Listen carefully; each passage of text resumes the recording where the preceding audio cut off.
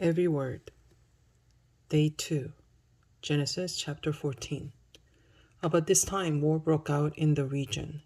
King Amraphel of Babylonia, King Arioch of Ellasar, King Kedorlaomer of Elam, and King Tidal of Goim fought against King Bera of Sodom, King Bersha of Gomorrah, King Shinab of Admah, King Shemeber of Zeboim, and the king of Bela, also called Zoar. The second group of kings joined forces in Siddim Valley, that is, the valley of the Dead Sea. For 12 years they had been subject to King Kedorlaomer, but in the 13th year they rebelled against him. 1 year later, Kedorlaomer and his allies arrived and defeated the Rephaites at Ashtaroth Karnaim, and Zuzite at Ham, and Emites at Sheveh Kiriathaim, and the Horites at Mount Seir, as far as El Paran at the edge of the wilderness. Then they turned back and came to En Mishpat, now called Kadesh, and conquered all the territory of the Amalekites and also the Amorites living in Hazazon Tamar. Then the rebel kings of Sodom, Gomorrah, Admah, Zeboim, and Bela, also called Zoar, prepared for battle in the valley of the Dead Sea. They fought against King Kedorlaomer of Elam, King Tidal of Goim, King Amraphel of Babylonia, and King Arioch of Ellasar, 4 kings against 5. As it happened, the valley of the Dead Sea was filled with tar pits. And as the army of the kings of Sodom and Gomorrah fled, some fell into the tar pits, while the rest escaped into the mountains. The victorious invaders then plundered Sodom and Gomorrah and headed for home, taking with them all the spoils of war and the food supplies. They also captured Lot, Abram's nephew, who lived in Sodom, and carried off everything he owned. But one of Lot's men escaped and reported everything to Abram, the Hebrew, who was living near the oak grove belonging to Mamre of Amorite. Mamre and his relatives Eshcol and Aner were Abram's allies. When Abram heard that his nephew Lot had been captured, he mobilized the 318 trained men who had been born into his household. Then he pursued Kedorlaomer's army until he caught up with them at Dan. There he divided his men and attacked during the night. Kedorlaomer's army fled, but Abram chased them as far as Hobah, north of Damascus. Abram recovered all the goods that had been taken, and he brought back his nephew Lot with his possessions and all of the women and the other captives. After Abram returned from his victory over Kedorlaomer and all his allies, the king of Sodom went out to meet him in the valley of Shavah, that is the king's valley. And Melchizedek, the king of Salem, and the priest of God Most High, brought Abram some bread and wine. Melchizedek blessed Abram with this blessing: Blessed be Abram, by God Most High, creator of heaven and earth. And blessed be God Most High, who has defeated your enemies for you. Then Abram gave Melchizedek the 10th of all the goods he had recovered. The king of Sodom said to Abram, Give back my people who were captured, but you may keep for yourself all the goods you have recovered. Abram replied to the king of Sodom, I solemnly swear to the Lord God Most High, creator of heaven and earth, that I will not take so much as a single thread of or sandal thong from what belongs to you. Otherwise you might say, I am the one who made Abram rich. I will accept only what my young warriors have already eaten, and I request that you give a fair share of the goods to my allies, Aner, Eshcol, and Mamre. Chapter 15. Sometime later, the Lord spoke to Abram in a vision and said to him, Do not be afraid, Abram, for I will protect you, and you will reward will be great. But Abram replied, O sovereign Lord, what good are all your blessings when I do not even have a son?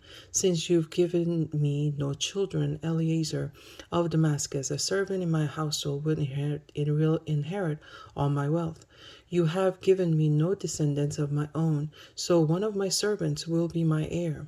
Then the Lord said to him, No, your servant will not be your heir, for you will have a son of your own who will be your heir. Then the Lord took Abram outside and said to him, Look up into the sky and count the stars if you can. That's how many descendants you will have.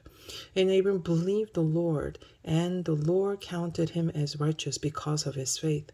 Then the Lord told him, I am the Lord who brought you out of Ur of the Chaldeans to give you this land as your possession. But Abram replied, O sovereign Lord, how can I be sure that I will actually possess it? Then the Lord told him, Bring me a 3-year-old heifer, a 3-year-old female goat, a 3-year-old ram, a turtle dove, and a young pigeon. So Abram presented all these to him and killed them. Then he cut each animal down in the middle and laid the halves side by side. He did not, however, cut the birds in half. Some vultures swooped down to eat the carcasses, but Abram chased them away. As the sun was going down, Abram fell into a deep sleep, and a terrifying darkness came down over him. Then the Lord said to Abram, You can be sure that your descendants will be strangers in a foreign land, where they will be oppressed as slaves for 400 years. But I will punish the nation that enslaves them, and in the end they will come away with great wealth. As for you, you will die in peace and be buried at a ripe old age. After 4 generations, your descendants will return here to this land, for the sins of the Amorites do not yet warrant their destruction. After the sun went down and darkness fell, Abram saw a smoking fire pot and a flaming torch pass between the halves of the carcasses. So the Lord made a covenant with Abram that day and said, I have given this land to your descendants, all the way from the border of Egypt to the greater Euphrates River. The land now occupied by Kenites, Kenizzites, Kadmonites, Hittites, Perizzites, Rephaites, Amorites, Canaanites, Girgashites, and Jebusites. Chapter 16. Now Sarai, Abram's wife, had not been able to bear children for him, but she had an Egyptian servant named Hagar. So Sarai told Abram, The Lord has prevented me from having children. Go and sleep with my servant. Perhaps I can have children through her. And Abram agreed with Sarai's proposal. So Sarai, Abram's wife, took Hagar, the Egyptian servant, and gave her to Abram as a wife. This happened 10 years after Abram had settled in the land of Canaan. So Abram had sexual relations with Hagar, and she became pregnant. But when Hagar knew she was pregnant, she began to treat her mistress Sarai with contempt. Then Sarai said to Abram, This is all your fault. I put my servant into your arm, but now she's pregnant. Now that she's pregnant, she treats me with contempt. The Lord will show who's wrong, you or me. Abram replied, Look, she is your servant, so deal with her as you see fit. Then Sarai treated Hagar so harshly that she finally ran away. The angel of the Lord found Hagar beside a spring of water in the wilderness along the road to Shur. An angel said to her, Hagar, Sarai's servant, where have you come from and where are you going? I'm running away from my mistress Sarai, she replied. The angel of the Lord said to her, Return to your mistress and submit to her authority.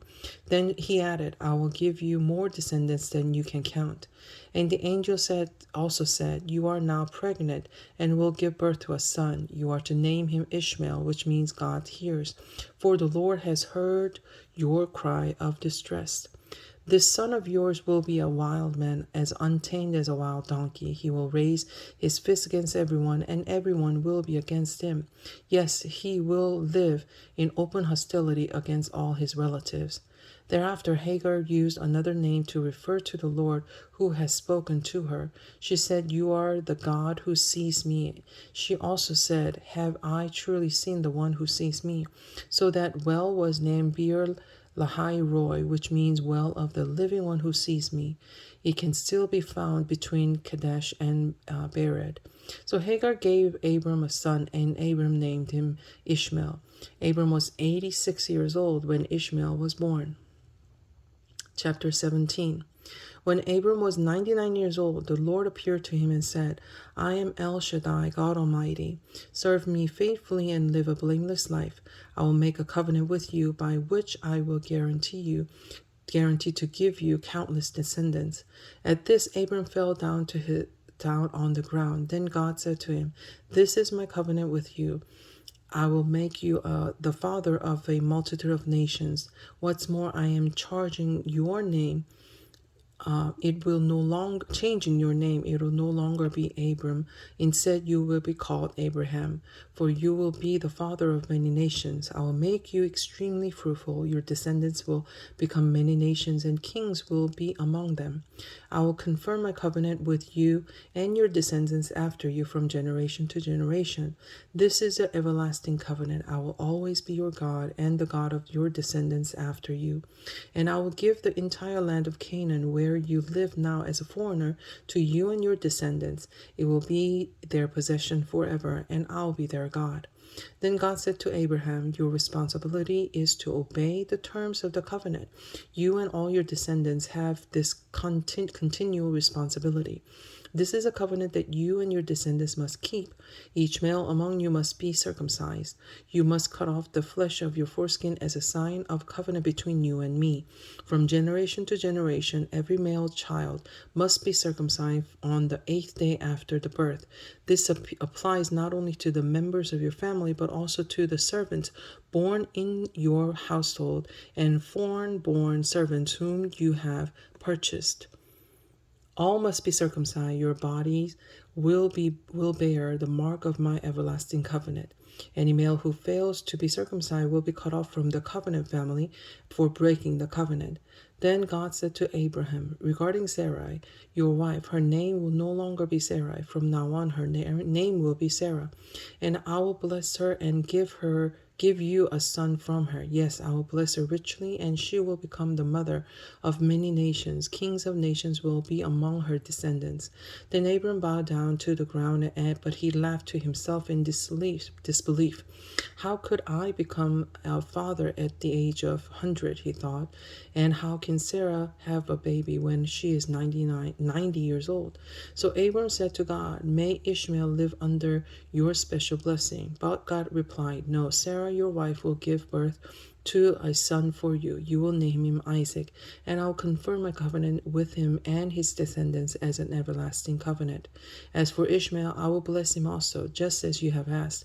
I will make him extremely fruitful and multiply his descendants.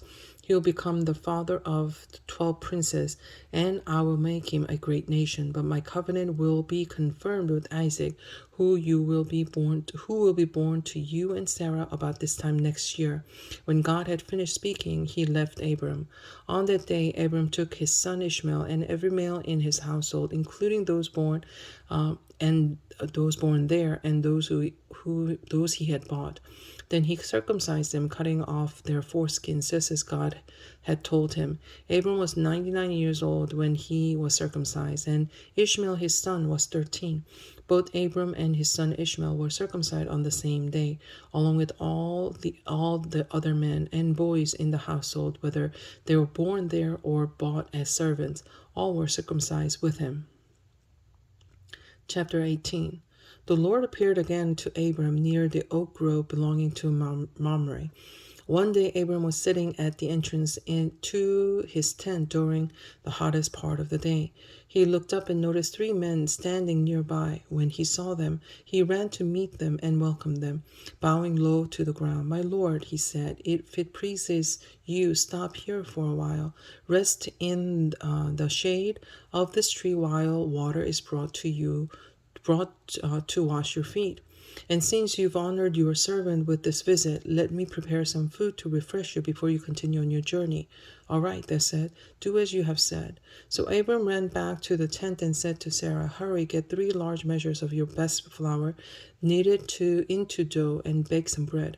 Then Abram ran out to the herd and chose a tender calf and gave it to his servant who quickly prepared it.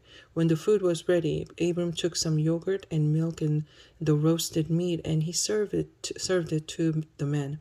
As they ate, Abram waited on them in the shade of the trees. "Where is Sarah, your wife?" the visitor asked. "She is inside the tent," Abram replied. Then one of them said, "I will return to you about this time next year, and your wife Sarah will have a son." Sarah was listening to this conversation from the tent. Abram and Sarah were both very old by this time, and Sarah was long past the age of having children. So she laughed silently to herself and said, "How could a worn-out woman like me enjoy such pleasure, especially when my master, my husband, is also so old?" Then the Lord said to Abram, "Why did Sarah laugh? Why did she say, 'Can an old woman like me have a baby?' Is anything too hard for the Lord? I will return about this time next year, and Sarah will have a son." Sarah was afraid, so she denied it, saying, "I did not laugh." But the Lord said, "No, you did laugh." Then the men got up from their meal and looked out toward Sodom. As they left, Abram went with them to send them on their way. "Should I hide my plans from Abram?" the Lord asked. "For Abram will certainly become a great and mighty nation, and all the nations of the earth will be blessed through him. I have singled him out so that he will direct his sons and their families to keep the way of the Lord by doing what is right and just. Then I will do for Abram all that I have promised." So the Lord told Abraham, "I have heard a great outcry from Sodom and Gomorrah because their sin is so flagrant. I am going down to see if their actions are as wicked as I have heard. If not, I want to know." The other men turned and headed toward Sodom, but the Lord remained with Abram. Abraham approached him and said, "Will you sweep away both the righteous and the wicked? Suppose you find 50 righteous living in the city. Will you still sweep it away and not spare it for their sakes?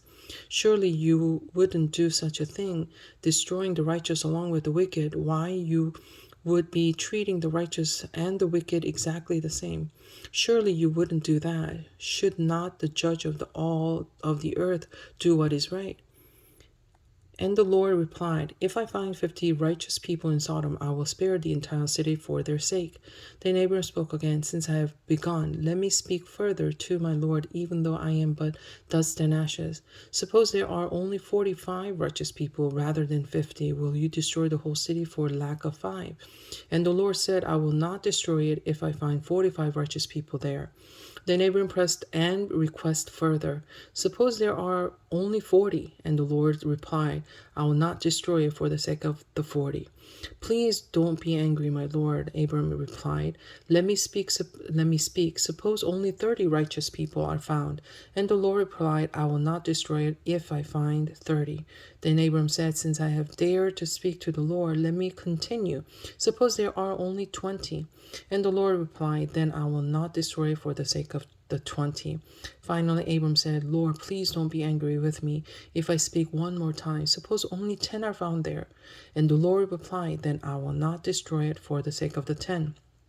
When the Lord had finished his conversation with Abram, he went on his way, and Abram returned to his tent. Chapter 19. That evening the 2 angels came to the entrance of the city of Sodom. Lot was sitting there, and he saw them. He stood up and met them. Then he welcomed them and bowed with his face to the ground. "My lords," he said, "come to my home to wash your feet and be my guests for the night. You may then get up early in the morning and be on your way again." "Oh, no," they replied. "We'll just spend the night out here in the city square." But Lot insisted, so at last they went home with him. Lot prepared a feast for them, complete with fresh bread made without yeast, and they ate. But before they retired for the night, all the men of Sodom, young and old, came from all over the city and surrounded the house. They shouted to Lot, "Where are the men who came to spend the night with you? Bring them out to us so that we can have sex with them."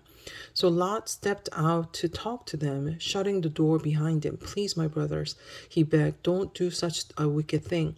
Look, I have 2 virgin daughters. Let me bring them out to you, and you can do with them as you wish. But please leave these men alone, for they are my guests and are under my protection."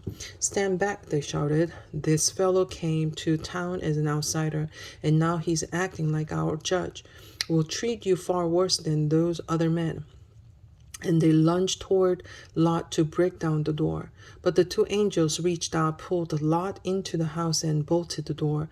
Then they blinded all men, young and old, who were at the door of the house, so they gave up trying to get inside. Meanwhile, angels questioned Lot. "Do you have any other relatives here in the city?" they asked.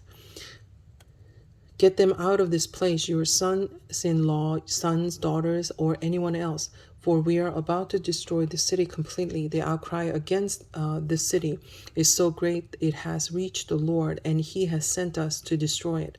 So Lot rushed out and to tell his daughter's fiancés, "Quick, get out of the city. The Lord is about to destroy it." But the young men thought he was only joking.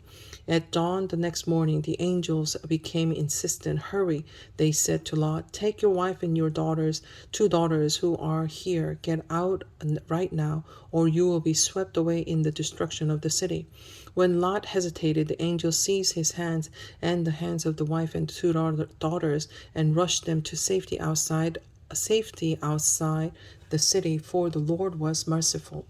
When they were safely out of the city, one of the angels ordered, "Run for your lives and don't look back or stop anywhere in the valley. Escape to the mountains, or you will be swept away." "Oh, my Lord," Lot begged, "you have been so gracious to me and saved my life, and you have shown such great kindness, but I cannot go to the mountains. Disaster would catch up with me there, and I would soon die. See, there is a small village nearby. Please let me go there instead. Don't you see how small it is? Then my life will be saved." "All right," the angel said, "I will grant your request. I will not destroy the little village, but hurry, escape to it, for I cannot do anything until you arrive there." This explains why that village was known as Zoar, which means little place. Lot reached the village just as the sun was rising over the horizon. Then the Lord rained down fire and burning sulfur from the sky on Sodom and Gomorrah. He utterly destroyed them along with the other cities and villages of the plain, wiping out all the people and every bit of vegetation. But Lot's wife looked back as she was following behind him, and she turned into a pillar of salt. Abram got up early that morning and hurried out to the place where he had stood in the Lord's presence. He looked out across the plain toward Sodom and Gomorrah and watched as columns of smoke rose from the cities like smokes from a furnace. But God had listened to Abram's request and kept Lot safe, removing him from the disaster that engulfed the cities on the plain. After Lot left Zoar because he was afraid of the people there, and he went to live in a cave in the mountains with his 2 daughters. One day the older daughter said to his sister, "There are no men left anywhere in this entire area, so we can't get married like everyone else. And our father will soon be too old to have children. Come, let us get him drunk with wine, and then we will have sex with him. That way we will preserve our family line through our father." So that night they got him drunk with wine, and the older daughter went in and had intercourse with her father. He was unaware of her lying down or getting up again. The next morning the older daughter said to her younger sister, "I had sex with our father last night. Let's get him drunk with wine again tonight, and you will go and have sex with him. That way we will preserve our family line through our father." So that night they got him drunk with wine again, and the younger daughter went in and had intercourse with him. As before, he was unaware of her lying down or getting up again. As a result, both of Lot's daughters became pregnant by their own father. When the older daughter gave birth to a son, she named him Moab. He became the ancestor of the nation now known as the Moabites. When the younger daughter had gave birth to a son, she named him Ben-Ammi. He became the ancestor of the nation known as the Ammonites. Chapter 20. Abram moved south to Negev and lived for a while between Kadesh and Shur, and then he moved on to Gerar. While living there as a foreigner, Abram introduced his wife Sarah by saying, "She is my sister." So King Abimelech of Gerar sent for Sarah and had her brought to him at his palace. But that night God came to Abimelech in a dream and told him, "You are a dead man, for that woman you have taken is already married." But Abimelech had not slept with her yet, so he said, "Lord, will you destroy an innocent nation? Didn't Abram tell me she is my sister?" And she herself said, "Yes, he is my brother. I acted in complete innocence. My hands are clean." In the dream, God responded, "Yes, I know you are innocent. That's why I kept you from sinning against me. And why I did not let you touch her. Now return the woman to her husband, and he will pray for you, for he is a prophet. Then you will live. But if you do not return her to him, you can be sure that you and all your people will die." Abimelech got up early the next morning and quickly called all his servants together. When he told them what had happened, his men were terrified. Then Abimelech called Abram. "What have you done to us?" he demanded. "What crime have I committed that deserves treatments like this, making me and my nations guilty of this great sin? No one should ever do what you have done. Whatever possessed you to do such a thing?" Abram replied, "I thought, this is a godly place. They will want my wife. Godless place. They will want my wife and will kill me to get her. And she really is my sister, for we both have the same father, but different mothers, and I married her. When God called me to leave my father's home and to travel from place to place, I told her, 'Do me a favor, wherever we go, tell the people that I am your brother.'" Then Abimelech took some of his sheep and goats, cattle, and male and female servants, and he presented them to Abram. He also returned his wife Sarah to him. Then Abimelech said, "Look over my land and choose any place where you would like to live."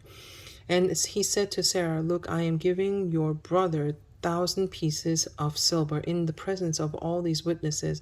This is to compensate for you for any wrong I may have done to you. This will settle any claim against me, and your reputation is cleared." Then Abraham prayed to God, and God healed Abimelech, his wife, and his female servants so they could have children. For the Lord had caused all the women to be infertile because of what happened with Abraham's wife Sarah. Chapter 21. The Lord kept his word and did for Sarah exactly what he had promised. She became pregnant, and she gave birth to a son for Abram in his old age. This happened at just the time God had said it would, and Abram named their son Isaac. 8 days after Isaac was born, Abram circumcised him as God had commanded. Abram was 100 years old when Isaac was born. And Sarah declared, "God has brought me laughter. All who hear about this will laugh with me."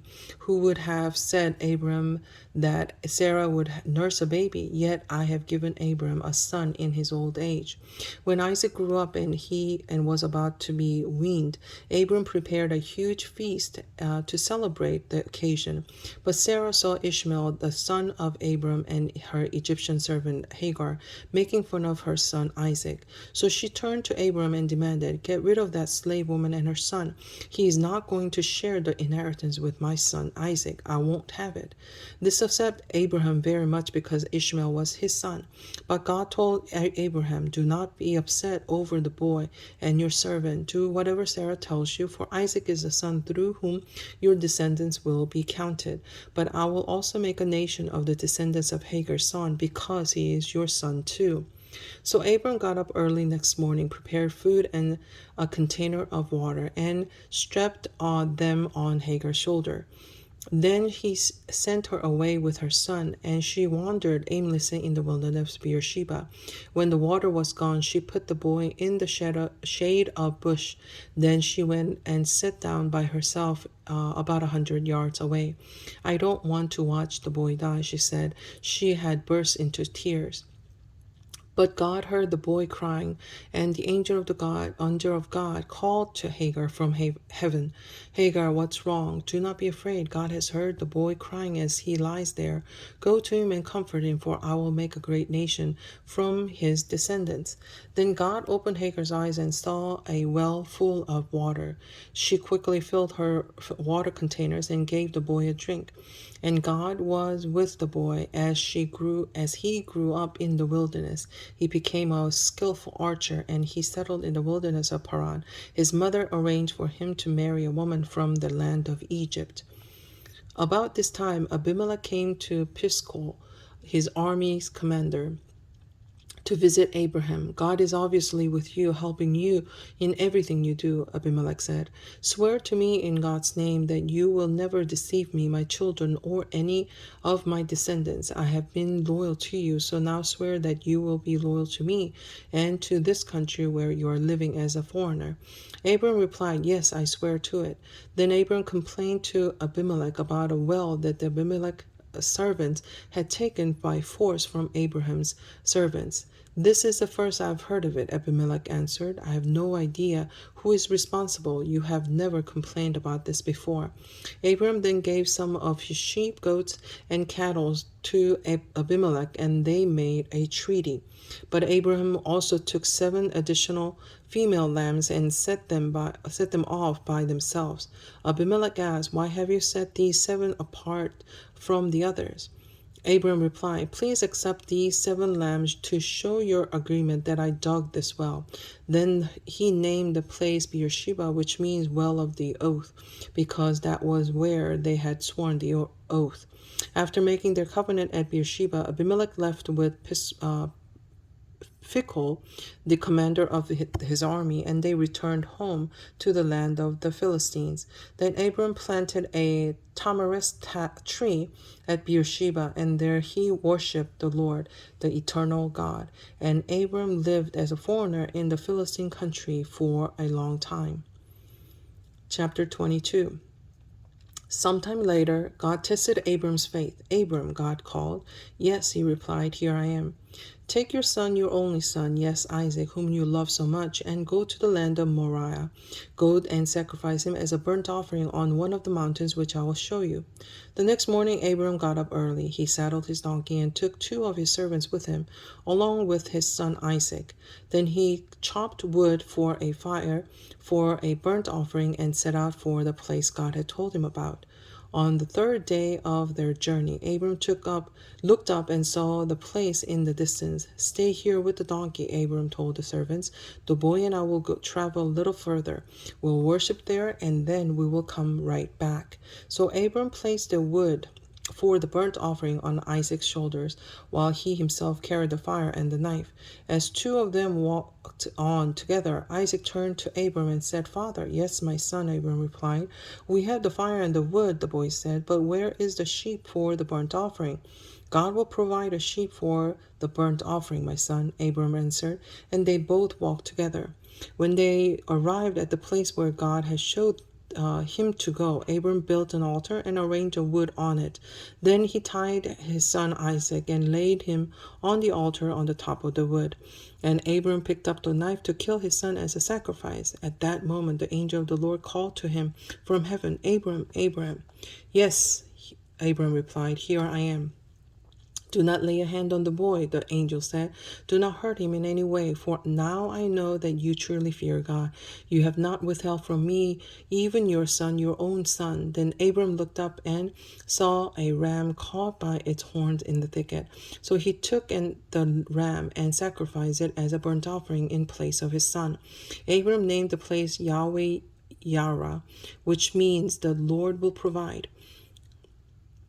To this day, people still use that name as a proverb. On the mountain of the Lord it will be provided. Then the angel of the Lord called again to Abram from heaven. This is what the Lord says, because you have obeyed me and have not withheld even your son, your only son, I swear by my own name, that I will certainly bless you. I will multiply your descendants beyond numbers, like the stars in the sky and the sand of the seashore. Your descendants will conquer the cities of their enemies, and through your descendants all the nations of the earth will be blessed, all because you have obeyed me. Then they returned to the servants and traveled back to Beersheba, where Abram continued to live. Soon after this, Abram heard that Milcah, his brother Nahor's wife, had borne Nahor 8 sons. The oldest was named Uz, the next oldest was Buz, followed by Kemuel, the ancestor of Armenians, Kesed, Hazo, Pidash, Jidlaph, and Bethuel. Bethuel became the father of Rebekah. In addition to these 8 sons from Milcah, Nahor had 4 other children from his concubine Reumah. Their names were Taba, Gaham, Tahash, and Makkah.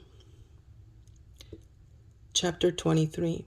When Sarah was 127 years old, she died at Kiriath Arba, now called Hebron, in the land of Canaan.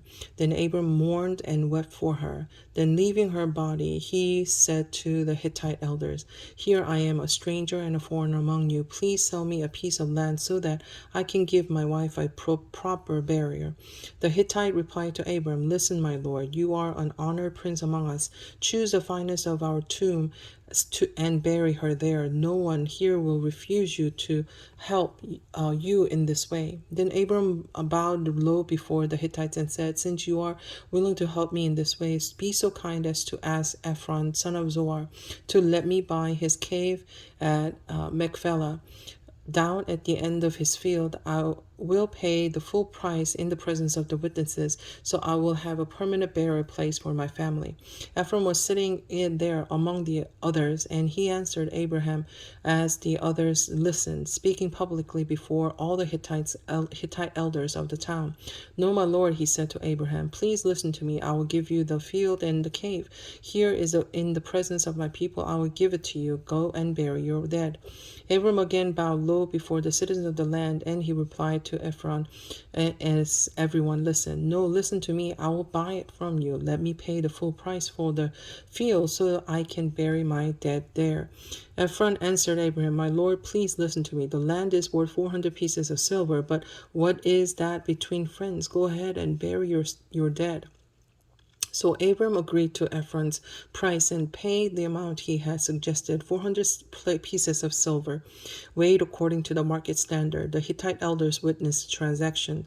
So Abram bought the plot of land belonging to Ephron at Machpelah, near Mamre. This included the field itself, the cave that was in it, and all the surrounding trees. It was transferred to Abram as his permanent possession in the presence of the Hittite elders at the city gate.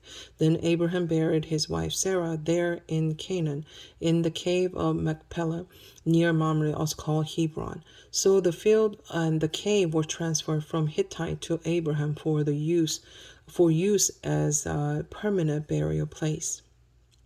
Chapter 24. Abram was now a very old man, and the Lord had blessed him in every way.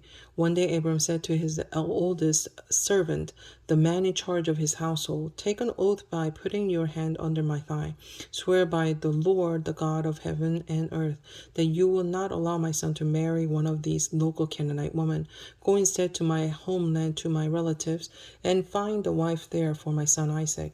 Then servant asked, But what if I can't find a young woman who is willing to travel so far from home?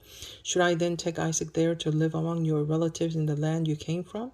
No, Abram responded, Be careful never to take my son there, for the Lord God of heaven, who took me from my father's house and my native land, solemnly promised to give this land to my descendants. He will send his angel ahead of you, and he will see to it that you find a wife there for my son. If she is unwilling to come back with you, then you are free from this oath of mine, but under no circumstances are you to take my son there. So the servant took an oath by putting his hand under the thigh of his master, Abram, Abraham. He swore to follow Abram's instructions. Then he loaded 10 of Abram's camels with all kinds of expensive gifts from his master, and he traveled to distant Aram Naharaim. There he went to the town where Abraham's brother Nahor had settled. He made the camels kneel beside the well just outside the town. It was evening, and the women were coming out to draw water. O Lord God of my master Abraham, he prayed, please give me success today and show unfailing love to my master Abraham. See, I am standing here beside the spring, and the young women of the town are coming out to draw water. This is my request. I will ask one of them, please give me a drink from your jug. If she says, yes, have a drink, and I will water your camels too, let her be the one you have selected as Isaac's wife. This is how I will know that you have shown unfailing love to my master. Before he had finished praying, he saw a young woman named Rebekah coming out with her water jug on her shoulder. She was the daughter of Bethuel, who was the son of Abram's brother Nahor and his wife Milcah. Rebekah was very beautiful and old enough to be married, but she was still a virgin. She went down to the spring, filled her jug, and came up again. Running over to her, the servant said, please give me a little drink of water from your jug. Yes, my lord, she answered, have a drink. And she quickly lowered her jug from her shoulder and gave him a drink. When she had given him a drink, she said, I'll draw water for your camels too, until they had enough to drink. So she quickly emptied her jug into the water trough and ran back to the well to draw water for all his camels. The servant watched her in silence, wondering whether or not the Lord had given him success in this mission. Then at last, when the camels had finished drinking, he took out the gold ring from her for her nose and 2 large gold bracelets for her wrists. Whose daughter are you? He asked. And please tell me, would your father have any room to put us up for the night? When the daughter of Bethuel I am the daughter of Bethuel, she replied. My grandparents are Nahor and Milcah. Yes, we have plenty of straw and feed for the camels, and we have rooms for guests. The man bowed low and worshipped the Lord. Praise the Lord God of my master Abraham, he said. The Lord has shown unfailing love and faithfulness to my master, for he has led me straight to my master's relatives. The young woman ran home to tell her family everything that had happened. Now Rebekah had a brother named Laban, who ran out to meet the man at the spring. He had seen the nose ring and the bracelet on his sister's wrist and had heard Rebekah tell what the man had said. So he rushed out to the spring where the man was still standing beside his camels. Laban said to him, come and stay with us, you who are blessed by the Lord. Why are you standing here outside of the town when I have room all ready for you and a place prepared for the camels? So the man went home with Laban, and Laban unloaded the camels, gave him straw for their bedding, fed them, and provided water for the man and the camels' drivers to wash their feet.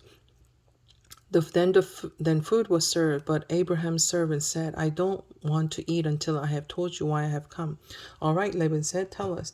I am Abraham's servant, he explained, and the Lord had greatly blessed my master. He has become a wealthy man. The Lord has given him flocks of sheep and goats, herds of cattle, a fortune in silver and gold, and many male and female servants and camels and donkeys. When Sarah, my master's wife, was very old, she gave birth to my master's son, and my master has given him everything he owns. And my master made me take an oath. He said, do not allow my son to marry one of the local Canaanite women. Go instead to my father's house, to my relatives, and find a wife there for my son. But I said to my master, what if I can't find a young woman who is willing to go back with me? He responded, the Lord in whose presence I have lived will send his angel with you and will make your mission successful. Yes, you must find a wife for my son among my relatives from my father's family. Then you will have fulfilled your obligations. But if you go to my relatives and they refuse to let her go with you, you will be free from my oath. So today, when I came to the spring, I prayed this prayer, O Lord God of my master Abraham, please give me success on this mission. See, I am standing here beside the spring. This is my request. When a young woman comes to draw water, I will say to her, please give me a little drink of water from your jug. If she says yes, have a drink, and I will draw water from for your camels too. Let her be the one who you have selected to be the wife of my master's son. Before I had finished praying in my heart, I saw Rebecca coming out with her water jug on her shoulder. She went down to the spring and drew water. So I said to her, please give me a drink. She quickly lowered her jug from her shoulder and said, yes, have a drink, and I will water your camels too. So I drank, and then she watered the camels. Then I asked, whose daughter are you? She replied, I am the daughter of Bethuel, and my grandparents are Nahor and Milcah. So I put the ring on her nose and the bracelets on her wrist. Then I bowed low and worshipped the Lord. I praised the Lord, the God of my master Abraham, because he had led me straight to my master's niece to be his son's wife. So tell me, will you or won't you show unfailing love and faithfulness to my master? Please tell me yes or no, and then I'll know what to do next. Then Laban and Bethuel replied, the Lord has obviously brought you here, so there is nothing we can say. Here is Rebekah. Take her and go. Yes, let her be the wife of your master's son, as the Lord has directed. When Abram's servants heard their answer, he bowed down to the ground and worshipped the Lord. Then he brought out silver and gold jewelry and clothing and presented them to Rebekah. He also gave expensive presents to her brother and mother. Then they ate their meal, and the servant and the men with him stayed there overnight. But early next morning, Abram's servant said, send me back to my master, but we want Rebekah to stay with us at least 10 days, her brother and mother said. Then she can go. But he said, don't delay me. The Lord has made my mission successful. Now send me back so I can return to my master. Well, they said, we'll call Rebekah and ask her what she thinks. So they called Rebekah. Are you willing to go with this man? They asked her. And she replied, yes, I will. So they said goodbye to Rebekah and sent her away with Abraham's servant and his men. The woman who had been Rebekah's childhood nurse went along with her. They gave her this blessing as she parted. Our sister, may you become the mother of many millions. May your descendants be strong and conquer the cities of their enemies. Then Rebekah and her servant girls mounted the camels and followed the man. So Abram's servant took Rebekah and went on his way. Meanwhile, Isaac, whose home was in the Negev, had returned from Beer Lahai Roy. On one evening, as he was walking and meditating in the field, he looked up and saw the camels coming. When Rebekah looked up and saw Isaac, she quickly dismounted from her camel. Who is that man walking along the field to meet us? She asked the servant. And he replied, it is my master. So Rebekah covered her face with her veil. Then the servant told Isaac everything he had done. And Isaac brought Rebekah into his mother Sarah's tent, and she became his wife. He loved her deeply, and she was a special comfort to him after the death of his mother. And that concludes the second day of the reading of the Bible.